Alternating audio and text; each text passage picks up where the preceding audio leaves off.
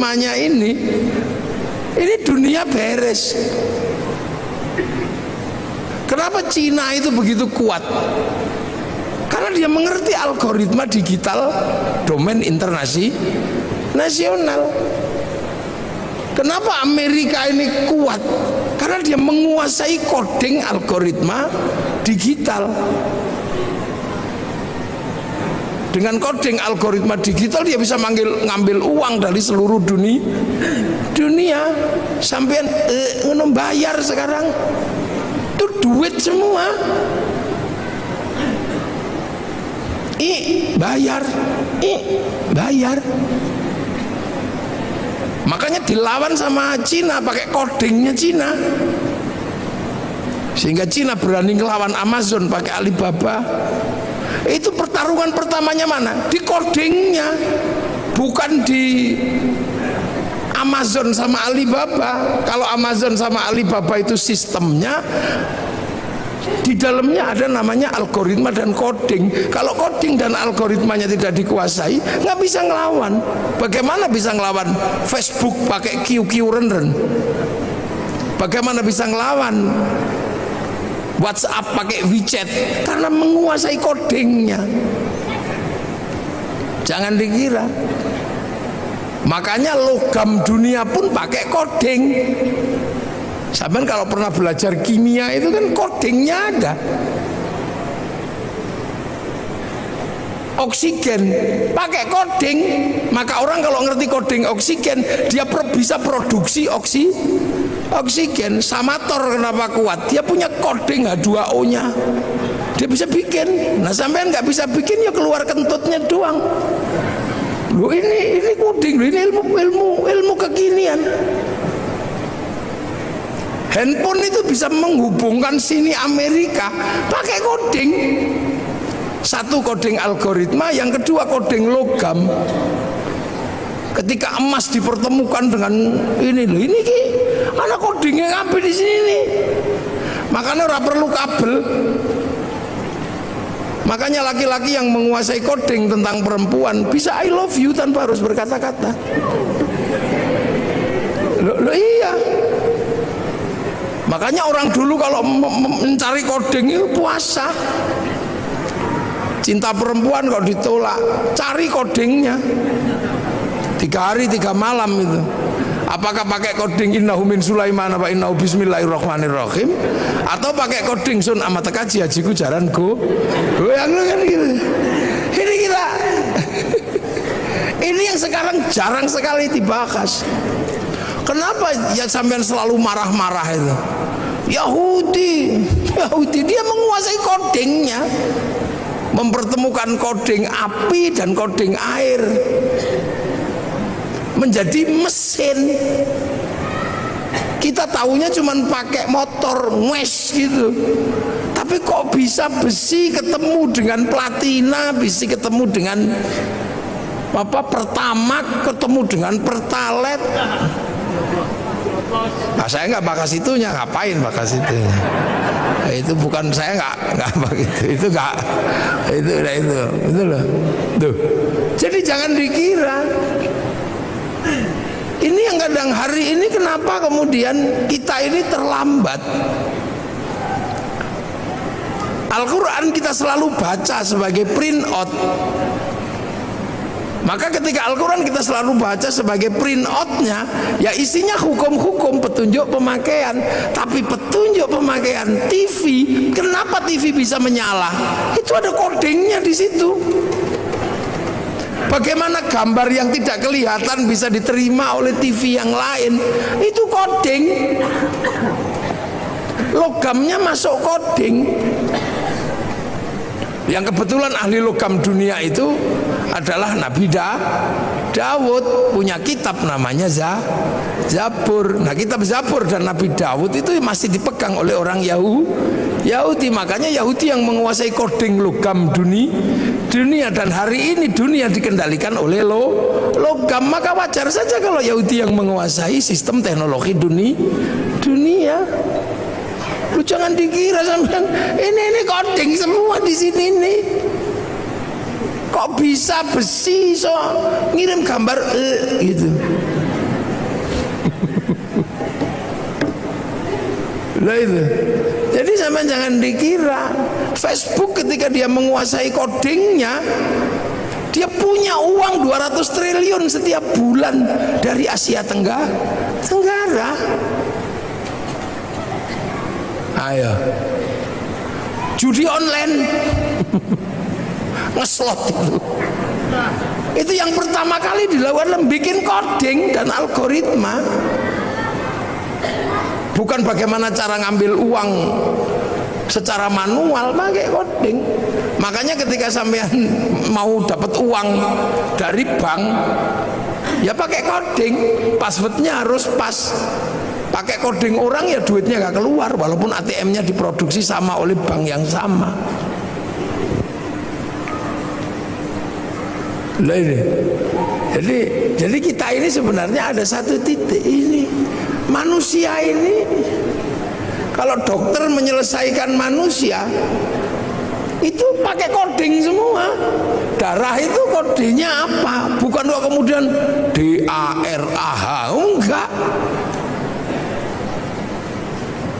Seluruh partikel dalam tubuh manusia itu pakai angka, pakai coding. Kan gitu. Jadi kalau misalnya contoh Pak Hardo ini jadi bupati, proses jadi bupati dan bupati itu berbeda. Karena begitu jadi bupati, Pak Hardo dan Pak Wakil ini ketemunya bukan dengan bupati lagi, tapi ketemunya Sleman dalam angka. Ketemunya coding-coding semua itu. Tentara yang bagian nembak itu apa itu namanya? Apa? Tentara yang bagian kavaleri? Bukan. Armet itu. Armet itu nggak ada di situ tembak, itu nggak ada. Itu pakai kode-kode semua, angka semua. Jadi jangan dikira. Nah inilah sebenarnya dari awal itu kita sudah cukup maju sebenarnya diajarkan bahwa Al-Quran ini adalah downloadan. Nah manusia ini juga produk dari sana, sama-sama dari pusat yang sama. Makanya manusia ketika turun ke sini dikasih paketan kan, ada paketannya itu. Karena dari pusat data yang di sana kasih paketan, rezekinya sekian, istrinya ini, nyawanya sekian gitu. Kalau paketannya habis ya kick, udah selesai.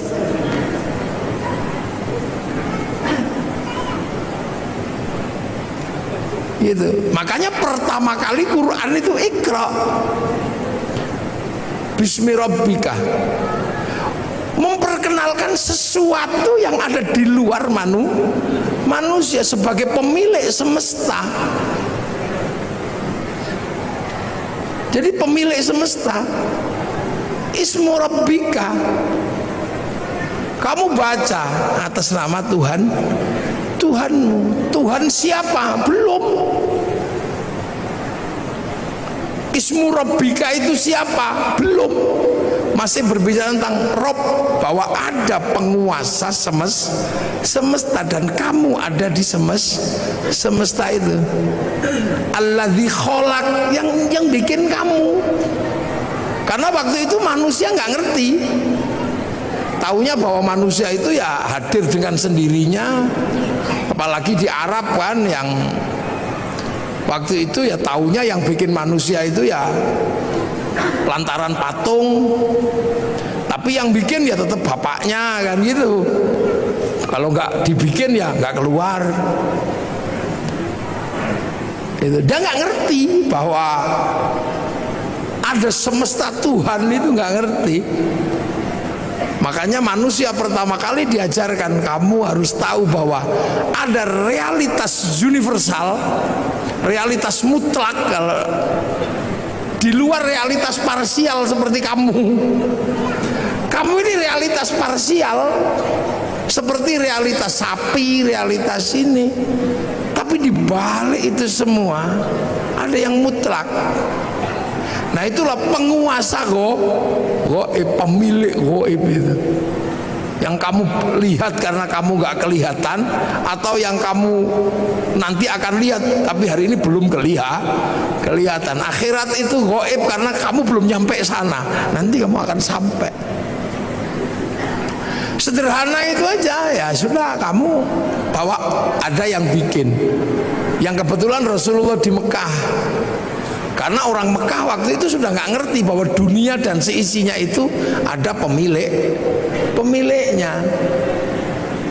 Karena Mekah itu lama ditinggal Nabi. Nabi terakhir di Mekah itu Nabi Ismail. Setelah Nabi Ismail pindah ke Filistin, orang Mekah nggak ngerti Nabi. Wis belas orang ngerti Nabi wong Mekah itu. Makanya disebut fatrah. Jadi nggak ngerti karena sudah lama ditinggal Nabi. Orang Sleman karena nggak pernah ditinggal kiai, ya tahu kiai. Makanya ketika kiai datang ya bupati aja nyambut. Karena Sleman tahu kiai, karena nggak pernah kosong semenjak Islam datang ke sini. Sleman ini selalu terjaga, sehingga selalu ada kiainya. Maka generasi kesekian pun masih tahu kiai. Gitu. Masih tahu ulama. Di Irian yang tidak pernah diajarkan tentang kiai, jangan pernah membayangkan mereka kenal kiai. Makanya kalau kiai datang ke sana nggak usah minta disambut, orang sana nggak ngerti karena nggak pernah ada kiai. Sering saya contohkan, mungkin kalau saya di sini orang tahu kiai, saya di Irian dikira tim pemburu babi, ya nggak usah marah, ya nggak usah emosi. Makanya Rasulullah itu ketika harus berbicara tentang Rob itu penuh kesabaran di Mekah itu, karena orang Mekah nggak ngerti. Makanya Rasul nggak suka marah-marah, kamu hancurkan, enggak. Yang tahu Rasulullah itu Rasul itu di Mekah waktu itu cuman Allah, nggak ada yang ngerti. Beda kalau Rasul lahir di Filistin. Filistin itu secara teologi, secara sosiologi, secara antropologi masih ketunggon. Apa ketunggon ya? Masih ditungguin Nabi. Jadi orang tahu Nabi kalau di sana. Kalau di sana nggak ngerti. Kalau Nabi lahir di Palestina gitu, enteng, aku Nabi. Oh ya, kamu Nabi. Karena orang lahir di Mekah ngaku Nabi. Makanya orang Mekah nggak ngerti Nabi. Makanya saksinya hanya Allah. Wa kafa billahi syahida. Hanya Allah saksinya. Sudah gitu pelajaran Tuhan itu repot bagi orang Arab waktu itu, sulit. Tuhannya Tuhannya kelihatan, patung diajarkan kepada Allah yang tidak kelihatan. Robnya banyak, diajarkan Rob satu, Tuhan satu, susah. Kalau beribadah susah lagi, suruh wudhu. Wudhu itu susah bagi orang Arab karena pakai air. Air itu bukan budaya Arab, karena di Arab nggak ada air, diminum aja susah kok suruh wudhu, apalagi suruh jinabat, tambah susah lagi. Kalau seandainya budaya air itu di Indonesia gampang. Makanya kalau sesuai budaya Arab mestinya toharo itu hanya sampai di tayamum, di debu. Jadi Islam itu bukan Arab sentris, karena pelajaran dasarnya sangat berbeda dengan budaya Arab. Jadi Islam itu sangat berbeda yang diajarkan Rasul dengan budaya Arab. Orang Arab nggak ada air, diajari pakai air. Sudah tahu makanan itu susah, tiba-tiba disuruh sedekah, disuruh zakat. Orang Arab itu cari makan susah, harus berburu. Makanya orang Arab itu kalau berburu, saudaranya harus banyak. Kalau berdagang, kafilahnya harus banyak. Kafilah yang saudaranya nggak banyak, diajar sama kafilah yang mayoritas mate. Makanya orang Arab itu saudaranya harus banyak. Makanya tradisi orang Arab itu seneng ngitung saudara. Saudara bin ini, bin ini, bin ini. Untuk apa? Membangun komunitas. Karena sistem survive-nya orang Arab adalah komunal. Nek kekuatannya sedikit kalah sama suku, dikit kalah. Begitu berebut air gitu, saudaranya cuma 5, ditabrak yang saudaranya 20, hilang. Sementara cari air di tempat lain susah. Ada pohon satu tiba-tiba berteduh di situ enak itu. Kedatangan suku yang lebih besar ditabrak habis. Makanya mereka harus punya suku yang besar. Makanya orang Arab itu punya tradisi ngitung saudara. Ibin al. Lah orang Jawa ya nggak terlalu ngitung. Dipecat sama saudaranya yang ini hidup di sebelah situ hidup. Makanya orang sini itu kampungnya banyak. Karena apa? Hidup dimanapun bisa. Di lereng Merapi ya hidup, di pojok minggir ya hidup. Di mana aja hidup orang Jawa itu. Hidup sendiri itu hidup, berdua gitu sama istrinya. Hidup di mana? Hidup cari air nggak susah, cari makanan nggak susah. Di Arab nggak bisa. Begitu ada sumber makanan yang berebut di situ banyaknya luar biasa. Makanya orang Arab harus punya saudara banyak. Makanya sampai di sini pun kalau keturunan Arab selalu ibin gitu. Kalau di sini nyaman. Gak boleh ngambil air di situ, bikin sumur di sebelahnya, ada sumbernya. Makanya di sini desanya banyak. Orang Arab kota karena untuk menguasai resources butuh saudara yang banyak. Nah itu makanya ketika makanan aja susah, kok disuruh zakat? Repot bagi orang sana, apalagi suruh puasa. Sudah tahu panas kayak gitu, suruh puasa. Wah, repot katanya ajaran ini, Tuhan ini merepotkan. Lu puasa itu bagi orang Arab ketika musim panas susahnya luar biasa. Orang sini puasa lari ke tepi sungai nyemplung beres, berteduh di bawah pohon pisang sambil sinsot enak. Makanya orang sini itu puasanya itu nggak khusyuk karena sumber makanannya banyak. Orang Arab kalau puasa khusyuk karena keluar rumah lihat padang pasir. Siapa pengen makan padang pasir? Makanya orang sini kamu daripada keluar rumah lihat jambu, lihat apa, daripada itu mending tidur. Makanya dalil yang paling terkenal di Indonesia itu naumuso imin ibadatun. Jadi tidur itu adalah bagian dari ibadah. Karena potensi nggak khusyuk ketika keluar rumah itu tinggi. Nah itulah makanya orang sini kalau bulan puasa lebih banyak tidur. Nah, akhirnya susah nyarinya karena tidur. Daripada susah-susah nyari dimerconi.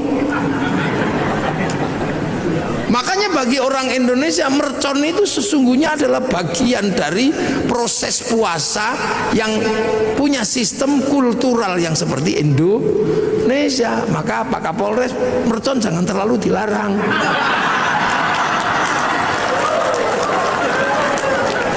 Loh ya kan, ada bagi lo ini budaya masing-masing sama.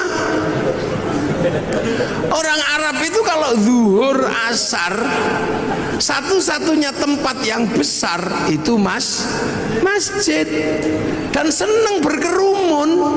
Makanya setiap waktu sholat mengumpulkannya nggak susah. Nah orang sini di rumahnya nyaman, di sawahnya nyaman, sehingga waktu sholat lebih banyak tercecer di rumah, tercecer di sawah. Orang sana pasti langsung datang ke masjid.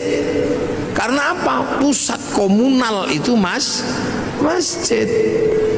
Makanya kalau di sana Allahu Akbar sudah di dalam masjid, wong sudah nunggu semenjak sebelum sholat. Lah di sini nyaman di sawahnya, nyaman di kebunnya, makani bebek. Ya makan nunggu masjid itu. Sambil nunggu Robana ya Robana, sambil nunggu. Kan karena nyaman di tempatnya masing-masing. Speakernya harus tinggi biar denger. Nanti datang satu malah rokokan depan masjid. Ya yang sabar. Makanya ada pujian tombo ati. Wong wis pegel nambah niatine dhewe ra katanya. Ini menghasilkan sistem sosiologi agama. Antropologi agama itu muncul dari situ. Begitu udah nggak tahan karena terlalu lama, baru diuruki anjang-anjang jeruan teko. Ini sistem sosiologinya. Makanya puasa di sini nyaman, orang tidur ngorok gini, lihat matahari nggak kayak orang Arab. Orang Arab matahari keluar nampak, karena apa? Padang pasir. Orang sini baru bangun nggak akan lihat matahari, kehalang Gunung Merapi, kehalang bambu, kehalang apa. Makanya biar nggak kebablasan ada tarhim, imsak, siap-siap, hati-hati kebablasan. Terlalu malam nyenyak tidur dibangunkan pakai tokrek sahur, nyaman orang sini tidurnya. Sahur ora sahur sakarepmu. Loh. Jadi proses di sana ini berbeda. Makanya ketika ajaran itu masuk susah, apalagi haji itu bagi orang Arab itu masalah. Kalau nggak saking kuatnya ajaran keyakinan, apa? Tawaf. Satu kalau musim panas, yang kedua syahwat. Orang Arab itu kalau lihat kaki, tangan dan muka, wah itu syahwatnya luar biasa. Sementara kalau tawaf, ini muka harus dibuka. Betapa kita bisa melihat orang-orang yang indah di sana. Sementara pada saat yang sama, yang laki-laki disuruh pakai baju, nggak boleh dijahit. Coba kalau mau ndablekan tinggal wes gitu aja. Ini sosiologi agama. Makanya Islam itu ja'a ghoriban wa sayaudu ghoriban, asing dan akan pergi dengan asing. Loh, makanya Islam itu pertama ya wa kafa billahi syahida Muhammadur Rasulullahnya Allah yang tahu. Sampai kemudian orang Arab ada yang bisa menerima. Nah itu yang disebut walladzina ma'ahu, orang yang bersama Rasulullah, para sahabat. Makanya sahabat itu ya orang Arab, karena Islam itu turun di Arab. Sahabat ya Abu Bakar, Umar, Utsman. Nggak ada sahabat namanya Joni gitu, atau Hardo, itu nggak ada. Ya nggak Danang, Edi, ya nggak ada. Wong itu baru terjadi proses di sana. Sampai akhirnya orang-orang yang mengikuti Rasul ini bentrok sama yang tidak mau. Makanya ada konsep asyidda'u 'alal kufar, marah sama yang kafir yang nolak. Sampai akhirnya rekonsiliasi. Yang kafir masuk Islam, sudah, wong ora ngerti kok ya enggak apa-apa. Abu Sufyan, abu yang lain itu masuk Islam. Dalam Al-Quran terdokumentasi ruhama ubainahum tarahum ruka'an sujada yabtaghuna fadlan minallah wa ridwanan simahum fi wujuhi min atharis sujud. Jadi tidak ada yang lain, hanya Allah. Sampai akhirnya Islam itu keluar dari jazirah Arab. Nah itu digambarkan dalam Al-Quran ayat terusannya, dzalika mathaluhum fit Taurat wa mathaluhum fil Injil kazar'in.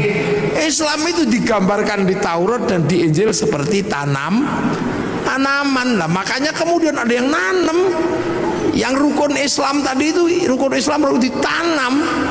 Nah ada yang berangkat menanam ke Eropa, Torik bin Ziyad. Ada yang berangkat menanam ke Cina, Sa'ad bin Abi Waqqas. Ada yang berangkat menanam ke Afrika, sahabat Salman, sahabat Bilal.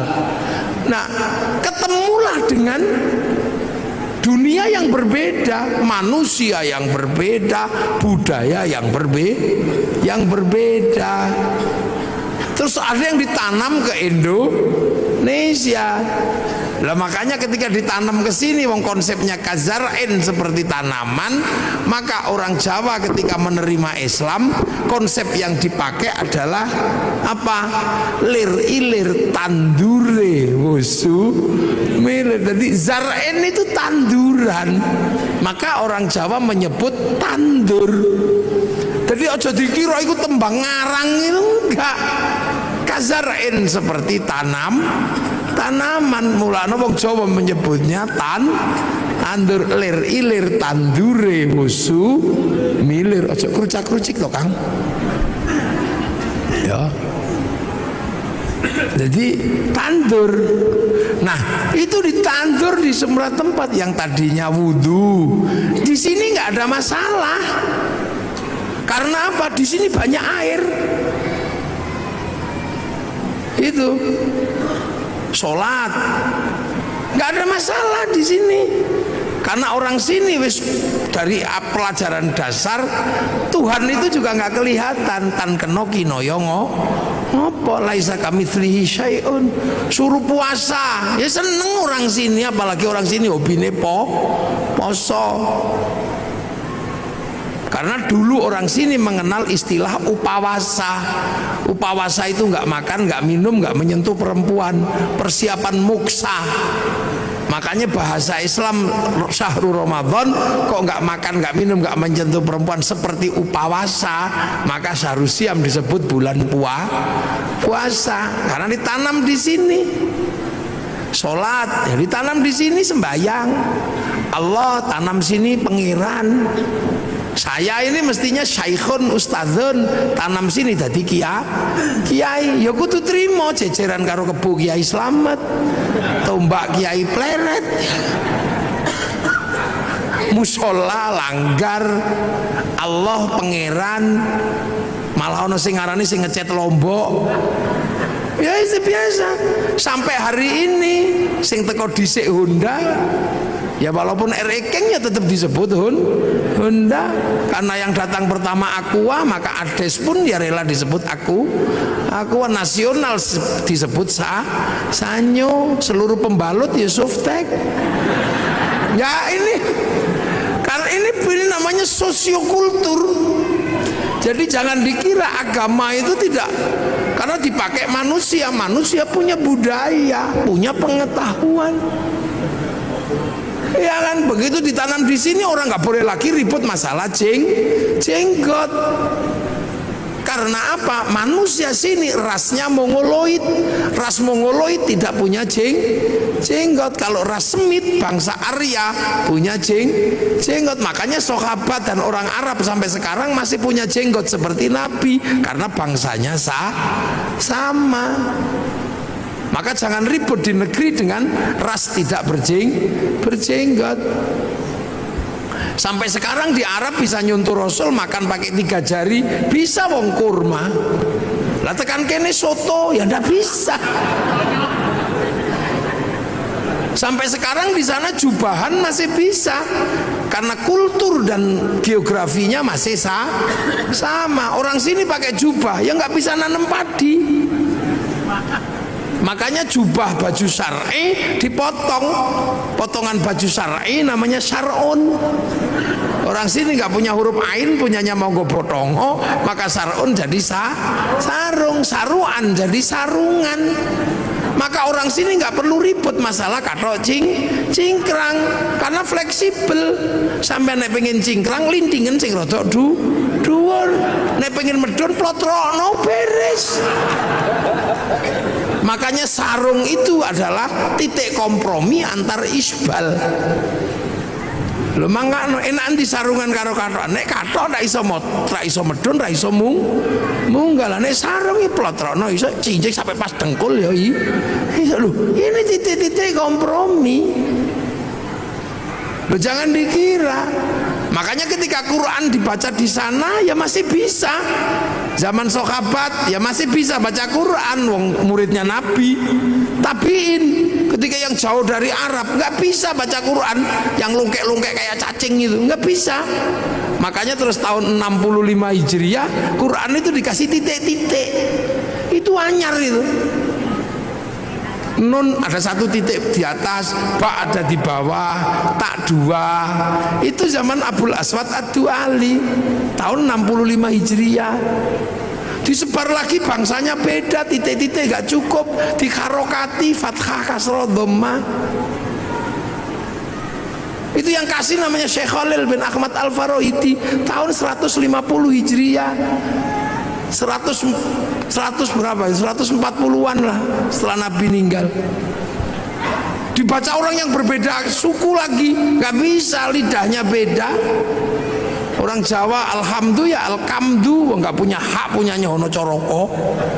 Robbil alamin, robbil ngalamin, wudu, wulu, mardiyah, marliyah, salam takzim, salam taklim. Itu ada wadduha, keluarnya wadduhai. Itu mereka lekanui ya ada. Sekali ini kan bangsa Sundonan alladzina, alladzina. Nah ini kan harus ditemukan jalan keluarnya. Penelitian tahun 200-an Hijriah namanya Abu Ubay Qasim bin Salam, hasil penelitiannya dibukukan dalam ilmu At-Tajwid fi Qiraatil Quran. Loh, jadi ojo sampean bayang no, Islam itu di sana sampai ke sini nih butuh perjuangan karena ketemu bangsa yang berbeda, ditanam di tempat yang berbeda. Prinsipnya cuma satu, tumbuh enggak tanaman ini? Akhraja syat'ahu fa'azarahu fastaghladha fastawa ala suqi yujibu zurra al yaghidhu bimul kufar. Tanaman ini tumbuh enggak? Sampai kemudian ketika dibawa ke pasar ini menjadi mendominasi apa enggak? Dominan atau tidak di pasar agama ini? Makanya pakai bahasa suk. Nah, hari ini ketika Islam ini ditanam di sini, tumbuh, berkembang, dan di pasar internasional kita paling banyak. Mau haji paling banyak orang Indonesia. Berbicara sholat paling banyak orang Indonesia. Orang hafal Quran orang Indonesia. Setiap qiraah juaranya dari Indonesia. Masjid paling banyak Indonesia. Jadi ketika berbicara konsep agama Islam dan pertumbuhannya, yang ditanam di Eropa macet, yang ditanam di Afrika ya segitu-gitu aja, yang ditanam di Cina juga nggak tumbuh, tapi yang ditanam di sini tumbuh subur menjadi dominasi pasar dunia. Loh kok gitu, ada yang mengatakan Islam terbaik ada di mana? Ya di sini. Ya di sini. Makanya saya kalau mau belajar identifikasi agamanya nggak usah jauh-jauh. Karena identifikasi agamanya jauh-jauh akhirnya ribut di masalah simbolik, ributnya di jenggot. Jenggot ini bukan masalah prinsip karena ini masalah perbedaan bangsa. Kok tiba-tiba di sini ribut masalah jenggot? Kalau ribut masalah jenggot ya di Afghanistan sana yang bangsanya masih jenggotan semua. Tiba-tiba di sini kok ribut masalah pujian. Tiba-tiba di sini ribut masalah gedek-gedek di zikir. Ya orang sana bahasa Arab paham, meskipun diem begini ngerti caranya zikir. Kalau orang sini nggak bunyi, simbah-simbah itu loh nggak bisa ngerungokno zikir opo, main ketop-ketop ngendak. Muni opo boh, ngono. Terus meneng ini ya turu. Ini problem sosiologi agama, antropologi. Jadi akhirnya Islam sekarang ini berdebat terhadap sesuatu yang sebenarnya sudah lewat. Udah lewat masanya. Coba sampai delok persoalan tumpeng. Persoalan tumpeng aja ribut. Loh ini kan persoalan makanan. Sampai nggak ribut orang Arab ingkunge iki onto. Napa sampean ribut ingkung pitik? Wong Yaman ingkunge wedhus. Sama ndelok itu Raja Salman kalau menyambut tamunya makan bersama, ingkunge unta, Pak. Lengkene wedhus sing 20.000, pitik sing 20.000 sampean ribut. Soalnya nopo nek wedhus larang, makanya di sini cukup pitik, murah, ndoke akeh. Kita akhirnya kan ribut masalah sesuatu yang sebenarnya udah nggak perlu diributkan. Ribut masalah ngadep kiblat, fawalli wajhaka syatrul masjidil haram, ngarah-arah tok lho lapo sampean ribut pokoke anggere madhep rono ngene, Allah akbar, wis ini wajhatu wajhiya. Wong pancene ado, sinyale kadang ilang. Allahu akbar mau. Wis merem-merem ini wajah tuh wong pancene online ayo sinyale ilang. Wong pemancar utamane neng Mekah kono lagi ini cuman pemancar lokal. Begitu ono ting ting ting bakso ya. Wah, begitu melek sarunge bolong. Udah lagi itu gak usah ribut masalah ngono kuwi. Kita suka ribut sekarang terhadap sesuatu yang sebenarnya tentang Allah. Apa Allah pengene lah nek Kanjeng Nabi kalau di atas unta gini wong wis ketok teko nguri, nek pengimamane agak rendah gini supaya ketok teko mburi. Ini kan problem-problem yang sudah terjelaskan. Jadi karena ditanam di sini ya pakai sini. Krungu Islam Nusantara. Iki apa? Lu Islam fi Nusantara, Islam di Nusantara itu ya gini. Sampean tutup auratnya katok, lambi, peci, kono jubah, kono udeng. Manono tok. Imamah ya udah loh. Jadi kita ini terkadang ribut maka person siji loro, ribut tumpeng, ribut ake, ribut hormat bendera, ribut apa? Yang sesungguhnya itu problemnya adalah problem bangsa yang berbeda, tapi rukun iman, rukun Islamnya tidak pernah berubah. Lah apa sama ribut kentongan karo beduk, padang pasir, Allahu Akbar, Allahu Akbar, krungu wong kadoh. Lengkene ra dikai beduk ya ora krungu. Saiki beduk pensiun gara-gara ono speaker. Karena lebih keras speaker itu. Besok speaker ya pensiun. Wong lunga ning masjid di WA. Pakai alarm. Sampeyan lho. Rabi biyen salaman ngene. Saiki lewat video call ya iso. Zamannya berubah. Dhisik wong Jawa sing paling sakti iku sing nempiling semaput. Iki sakti. Saiki wong sakti kere. Sak tempilingan 7 juta. Tanya Pak Kapolres sekarang kalau tidak percaya praktek no.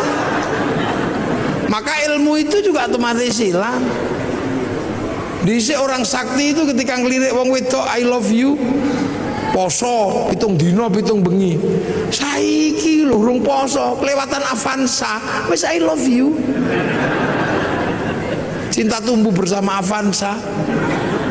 Jadi loh ini problem-problem yang berubah. Sampeyan arep meksa ndelok TVRI flora dan fauna, pengen terus kucing Afrika, ini sudah berubah. Saiki neng kene sampean buka apa ono. Ora perlu ngenteni sedina terus dinteni wis mertune Pak Harmoko, ngono ndak perlu. Jadi bupati pun harus begitu. Kita ini bangsa. Makanya sekarang Sleman lagi masalah sepak bola itu. Lah ya, Pak Bupati harus tahu sepak bola ini rasa ngoyo. Sepak bola itu punya bangsa yang berbeda. Wong Eropa ini gede-gede dhuwur-dhuwur. Lapangane podo, aturane sama. Lah wong kene cilik-cilik lawan Eropa, yo ora bakal menang. Nggih. Akhirnya agar imbang naturalisasi. Loh, basket ya nggak usah kita ngejar terlalu terhadap basket. Menang karo NBA ya mokal. Wong kono 2 meter seprapat nah kene mung 170. Kene mencolot nggak yo kena udel. Ya coba. Ya maka Sleman ini yang menggalakkan olahraga yang mungkin. Bentek mungkin. Lu sekarang sepak bola itu kalau nggak naturalisasi, ya mesti kalah. Wong-wong cilik peli ngono gini kalah. Itu olahraga internasional, standarnya sama, aturannya sama, manusianya berbeda. Ayo kondi kon menang. Tinju kok musuh Mike Tyson ya disamplok ya pingsan dewe. Maka kayak Cina ketika mau memenangkan sepak bola, yang dipikir pertama kali cuma satu, cari orang 20 laki perempuan yang tingginya 170 dinikahno anak 2 meter. Loh itu cara pertama. Jepang juga sama, mempersiapkan generasi yang tinggi. Nah ini naturalisasi. Yontek duwe monggo bayar. Wis golek wong Sleman sing dhuwur-dhuwur nikahno. Persiapan membentuk kader sepak bola. Ngono. Kader basket. Nggih, kula sing mau idoh nggih. Loh ini, makanya Thailand itu sadar diri. Begitu yang digalakkan olahraga ya sepak takraw itu karena bisa ya. Loh. Jadi seluruhnya ini menyesuaikan. Pabrik mobil, pabriknya sama. Ketika dikirim ke Eropa ya setirnya kiwo, kirim rene tengen. Loh, itu lama. Terus yang kene kono spion, kene spion. Sana spion adalah untuk melihat belakang, sini spion untuk takon. Sepi rayon, sepi. Jadi sama jangan bayangkan. Rasulullah makannya ya kurma, maka zakatnya juga kurma. Sini makanannya padi, fitrahnya juga padi. Kurban sana unta, sampai sekarang masih bisa kurban unta. Di sini maksa kurban unta, cekel polisi. Nyolong untanya kebun binatang biro lo kon. Loh, ini jadi ini sebenarnya sudah. Nah, yang perlu dipahami ulang adalah bagaimana Al-Quran ini menyelesaikan problem yang sudah terbuka, yang dulu dibuka oleh para ulama terkait algoritmanya. Siapa ini yang akan ngurus? Kalau print outnya udah semuanya banyak yang hafal lah, penghafal terbanyak, tapi memahami codingnya ini. Karena manusia sama-sama dari sana, Quran dari sana. Makanya manusia itu bisa dikirimi Quran. Seperti provider handphone, dia menurunkan kartu. Nah, antar kartu ini bisa saling tukar data, karena data ada di provider. Makanya kartu ini kirim data sana bisa.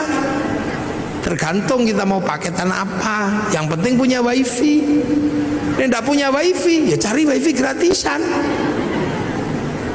.co.id.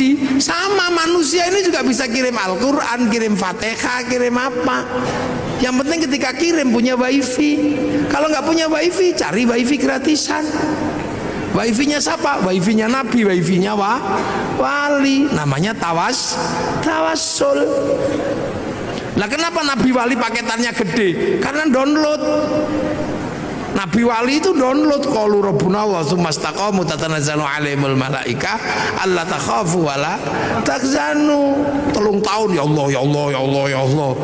Ono sing 3 tahun Sunan Kalijogo. Syekh Abdul Qadir 25 tahun ya Allah ya Allah ya Allah. Download, maka wali-wali itu paketannya besar. Makanya bisa mengerti hati orang karena bisa meretas. Wali-wali mau macam-macam zaman-zaman dihack karo para wali, wate sampean paketannya gede, wong download. Nah, sampean kalau diajak download langsung tidur. Ya Allah ya Allah ya Allah ya Allah. Ya Allah ya. Alayo gringgingan. Loh, ini kita ngomongin Al-Quran. Makanya Al-Quran ini sesungguhnya adalah bukan sesuatu yang hanya semata-mata bisa dibaca dengan irama. Ada di balik situ ada codingnya. Sampean menguasai codingnya itu, beres urusan dunia. Sampean randi duit ngerti codingnya, sudah tulis aja, ditempel aja di pintu tol itu, tok gitu. Coding duit ning Al-Qur'an.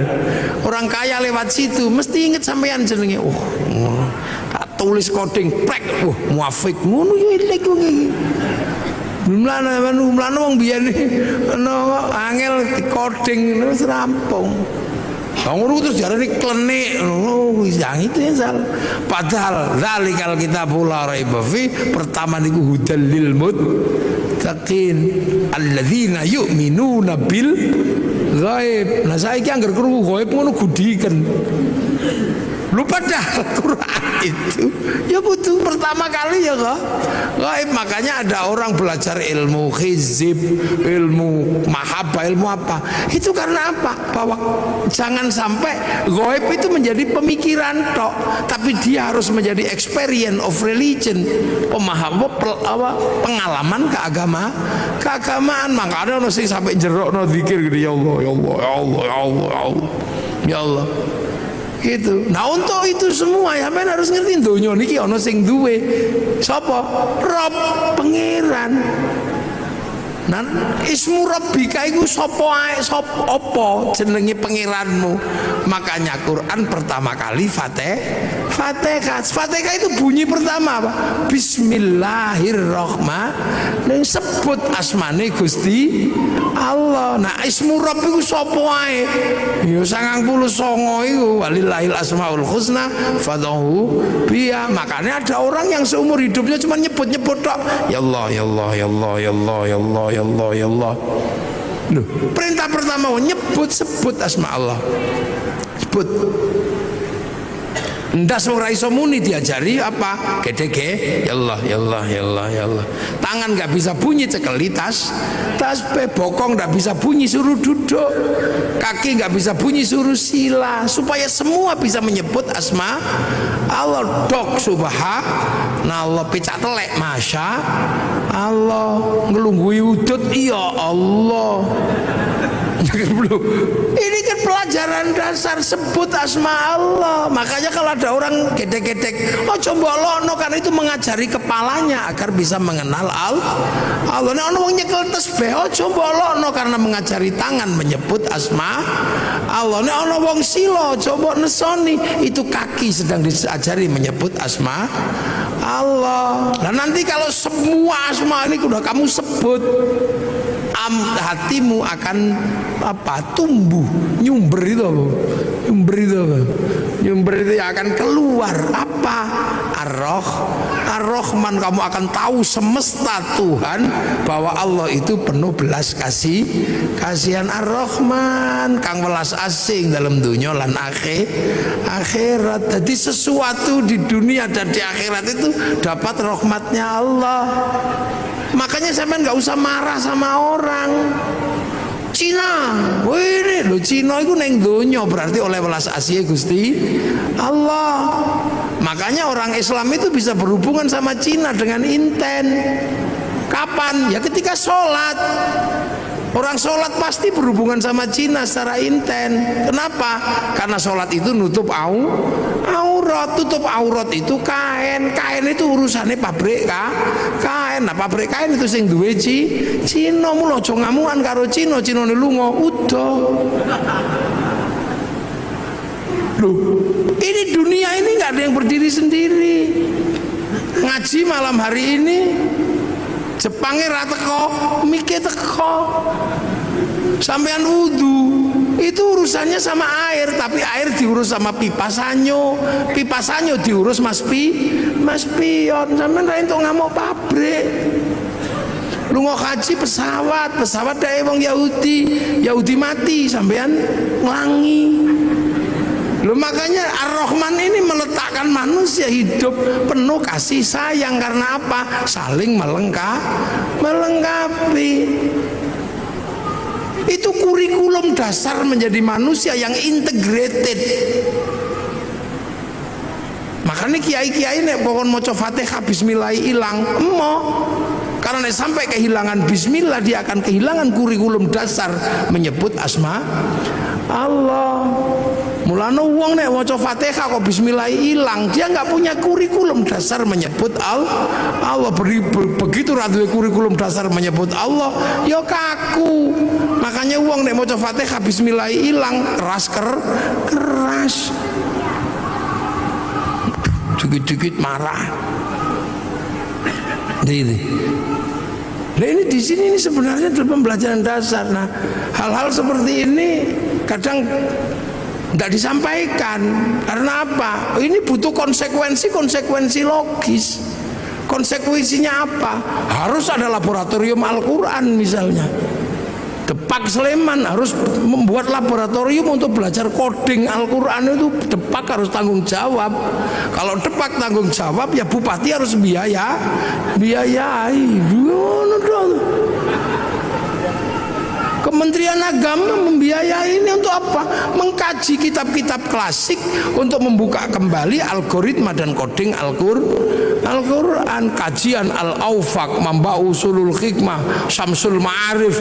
Ini kajian-kajian coding. Saya tahu seperti ini, kenapa coba? Belajar dari mana? Dari anak saya yang kecil. Angger dina Rebo belajar coding. Oh lah kok sama dengan sing tak pelajari mbiyen. Cuman ini coding digital, sing tak pelajari mbiyen coding Al-Quran. Dulu saya belajar tentang abjadun hawazun ini. Ono wedhus wangel di kongkon manak templeki mbek ngono rong dina meteng.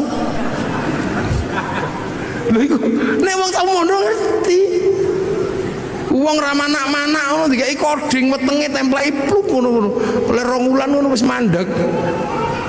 Lha iku mbiyen makane kan ada raja-raja itu coding sebenarnya. Oh, begitu delok lho kok padha karo sing diajari anakku. Cilik belajar coding ini sama. Cuman itu coding ABCD, kita coding Arab. Lah itulah makanya Indonesia ini nyimpen data besar juga nggak bisa, karena coding kita nggak punya. Huruf kita menggunakan huruf ABCD. Cina bisa karena codingnya huruf dia. Makanya ketahanan digital kita nggak pernah bisa, karena apa? Coding huruf kita menggunakan huruf ABCD, huruf Eropa. Coba disepakati coding kita huruf Jawa gitu misalnya. Terus pas betimbel gedes ngono kira-kira. Tapi untuk kebutuhan itu butuh laboratorium besar. Jadi Depak Pak Sidik harus bahas itu nanti. Ajukan anggarannya kepada Pak Bupati. Boleh golek piye wong bupati kok kangelan. Iya, apakah Pak Bupati nanti golek nang Merapi apa nang endi wis karek kondo ngono ae to. Untuk bikin laboratorium bagaimana belajar coding Al-Quran. Wong kitabe ono kok. Jadi ojo MTQ tok sing diurus itu, codingnya juga harus diurus itu. Algoritmanya itu mesti diurus. Karena insya Allah kalau kita ketemu coding-coding itu, ilmu pengetahuan terupgrade dengan sendirinya. Iki lho metu iku kok coding iki. Ya angka-angka semua iki dadi duwe kabeh lho iki. Jangan dikira itu nggak pakai uang, itu coding itu. Jadi video, jadi apa, itu coding Kang. Ya bahwa ujungnya apa? Penguasaan dan dominasi. Nah kalau sudah penguasaan dan dominasi bisa intervensi, bisa menjadi sebuah agama yang kuat, bangsa yang kuat. Artinya apa? Bisa produksi. Nah bangsa itu kalau sudah bisa produksi, kekuatan bangsanya terjaga. Kenapa Jepang nyaman? Bisa produksi. Total handphone batine piro untuk menghidupi rakyatnya. Jadi urung sampai ngelola sumber daya alam, duit dari jualan iPhone cukup untuk menghidupi bangsanya. Jualan tank cukup untuk menghidupi bangsanya. Korea negara kecil itu loh bisa menghidupi bangsanya dari dodolan lagu jenenge BTS. Loh, saya ini generasi zaman all ya. Masih ingat betul bahwa tahun 91 kalau nggak 92 itu konser terbesar di dunia itu Metallica di Moskow.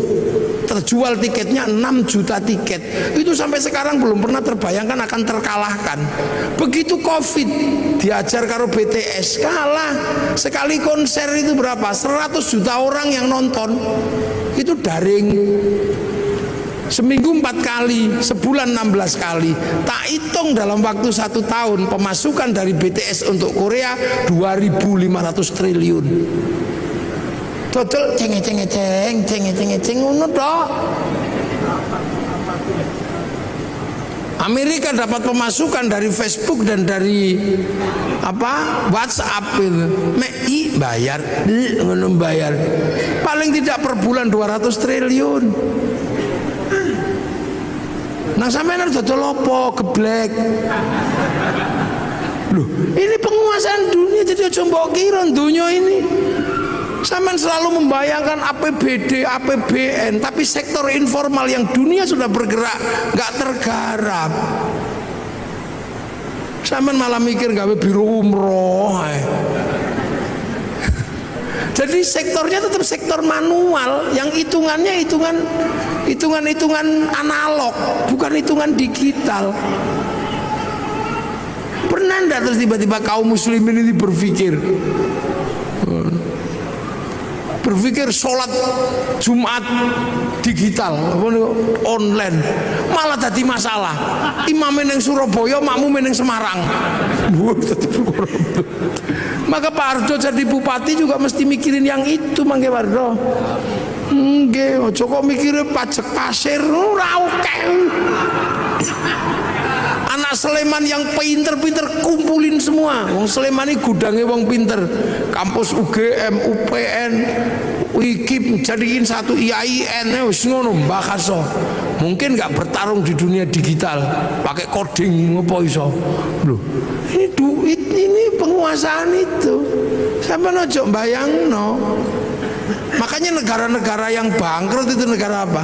Ya nggak bisa ngerespon. Coba saiki meng dodol BTS ceng ngono setahun sakmono. Ya itu sistem. Gojek iso ngalahno Bluebird yang armadane triliunan meng nganggo coding laptop loro tok. Sampeyan bayangno Bukalapak bisa mengalahkan di bursa ngalahno gudang garam sama Jarum itu. Memang Bukalapak butuh laptop loro. Nah ini, Al-Quran itu punya coding-coding seperti ini. Ayo kapan Sleman gawe laboratorium? Apa digawe ning Pemkap, apa digawe ning pondok ra apa-apa. Lumayan aku lah. Nah nang gawe ning Pemkap ya enggak apa-apa, cuman kan pembiayaannya terlalu gede. Karena kalau di Pemkap itu sing biayai bupati, jadi mesti hitungannya wah rada gede. Nah nek ning pondok kan gratisan. Tapi memang harus ada laboratorium itu. Hitung nanti kita bisa kita uji dengan teknologi digital antar frekuensi itu apa sih? Apa ini antar frekuensi? Kita buka itu fikulubi marodun itu apa kodingnya. Nanti kalau kodingnya ketemu alat ini untuk menghilangkan orang sakit hati. Orang yang aromaterapi yang mampu menghilangkan sakit hati. Lu ini berarti agama ini sebenarnya sesuatu yang sangat luas dan masa depan. Makanya hari ini hampir seluruhnya teknologi ini kan teknologi langit yang dulu pernah dijalankan oleh Rasulullah lewat Isra Mi'raj. Nah ini penting untuk dikaji secara bersama-sama, dan inilah sebenarnya harapan besar bahwa Al-Quran pada suatu saat akan mencetak orang-orang masa depan. Jadi Islam itu nanti punya orang masa depan yang mampu memecah kode-kode dunia. Neng itu kapan terjadi? Tapi pasti terjadi. Karena akan muncul orang itu. Siapa? Ya orang yang bisa memecah kodenya langit dan bumi. Karena itu nanti ada orang itu ada nanti. Ini saya kira tumbuh kapan? Karena orang itu sudah disebut di dalam Al-Quran bahwa nanti pada suatu saat akan ada orang yang mampu memecah koding-koding dunia ini. Jadi dalam penciptaan langit dan bumi akan dipecahkan rumusnya oleh ulul albab. Inna fi khalqis samawati wal ardi wa ikhtilafil laili wan nahari la ayatil liulil albab. Jadi ada nanti itu orang namanya ini pemecah koding. Siapa? Alladzina yadhkurunallaha qiyaman wa qu'udan wa 'ala junubihim wa yatafakkaruna fi khalqis samawati wal ard. Orang yang berpikir secara maksimal, berdiri mikir, duduk mikir, terlentang mikir, akhirnya artinya nggak linier, nggak mikir sambil duduk tok. Dia nggak linier terhadap isi dunia, dibongkar semua. Duduk mikir, telentang mikir, berdiri mikir, sampai nanti hasilnya ensiklopedik. Rabbana ma khalaqta hadza batila. Ya Allah, nggak ada yang sia-sia. Subhanaka faqina adzabannar. Minta perlindungan dari api neraka. Rabbana innaka man tudkhilin nar faqad akhzaita wa ma lidh-dhalimin min ansor.